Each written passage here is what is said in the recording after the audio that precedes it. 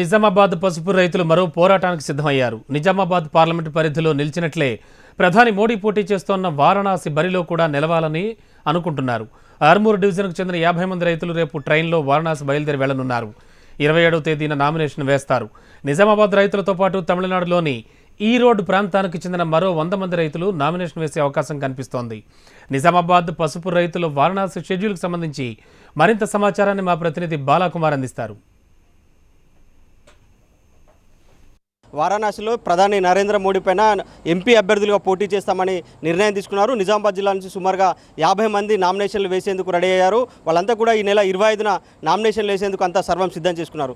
ఇటు నిజామాబాద్ జిల్లా రైతులకు తమిళనాడుకు చెందిన రైతులు కూడా తోడయ్యారు. తమిళనాడు నుంచి కూడా 150 మందికి పైగా రైతులు నామినేషన్లు వేసేందుకు తమకు అండగా నిలుస్తున్నారని చెప్పి నిజామాబాద్ రైతులు చెప్తున్నారు. మనతో పసుపు రైతుల సంఘం అధ్యక్షుడు ఉన్నారు, మాట్లాడించే ప్రయత్నం చేద్దాం. సార్ చెప్పండి, గతంలో ఎంపీ మీద కూడా పోటీ చేశారు, ఇప్పుడు నరేంద్ర మోడీ మీద పోటీ చేయడానికి సిద్ధమవుతుంది. ఏంది అసలు మీ ప్లాన్ ఏంది? ప్రధానమంత్రి నరేంద్ర మోడీని నామినేషన్ చేసిన అవసరం ఏమొచ్చిన రైతులకు ఆలోచన చేస్తే వీళ్ళు కేవలం రాజకీయ కోణంలో కాకుండా, రాజకీయ దృక్పథంలో కాకుండా పసుపు బోర్డు ఏర్పాటు చేసినట్టయితే ఆటోమేటిక్గా దానికి ఎంఎస్పీ వస్తుంది, మినిమం సపోర్ట్ ప్రైస్, కనీస మద్దతు ధర అనేది. ఇలా దురదృష్టం ఏంటిదంటే స్పైసెస్ బోర్డు అని ఒకటి ఉంది, అందులో 52 రకాల సుగంధ ద్రవ్యాల యొక్క పంటలు ఉంటాయి. అందులో నుంచి టర్మరిక్ అనేది ఒక బయటకు తీసి దీనికి బోర్డు ఏర్పాటు చేసినట్టయితే రైతులకు మేలు జరుగుతుంది. ముఖ్యంగా ఈరోజు భారతదేశంలో కొన్ని బోర్డ్స్ ఉన్నాయి. ఫర్ ఎగ్జాంపుల్ తీసుకుంటే టొబాకో బోర్డు.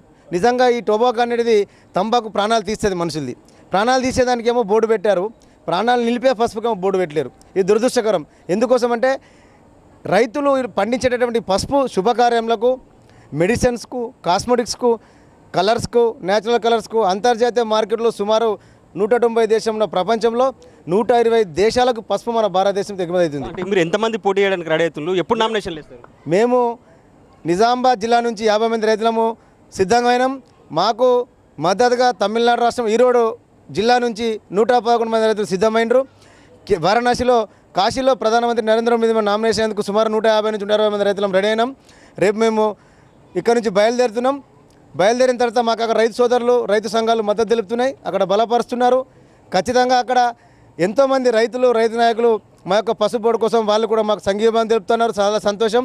అక్కడికి వెళ్ళి ఇది ఎవరిని రాజకీయ దురుద్దేశంతో కాదు, కేవలం పసుపు రైతు బాగుపడాలి, ఈ పసుపుతో వచ్చేటటువంటి ఇన్కమ్ రైతులకే, పసుపు రైతులకు పంచాలనే ఉద్దేశం తప్ప ఇలా ఏ రాజకీయ కోణం లేదు, ఏ రాజకీయ ఒత్తిడి లేదు. కేవలం తమ సమస్యని జాతీయ స్థాయిలో దృష్టికి తీసుకెళ్లేందుకే తాము ఎన్నికల బరిలో ఉంటున్నాం, ఖచ్చితంగా ప్రధానమంత్రి నరేంద్ర మోడీ మీద పోటీ చేస్తామని చెప్పి నిజామాబాద్ జిల్లా రైతులు చెప్తున్నారు. కెమెరామెన్ రాజుతో బాల్కుమార్, హెచ్ఎం టీవీ, నిజామాబాద్ జిల్లా.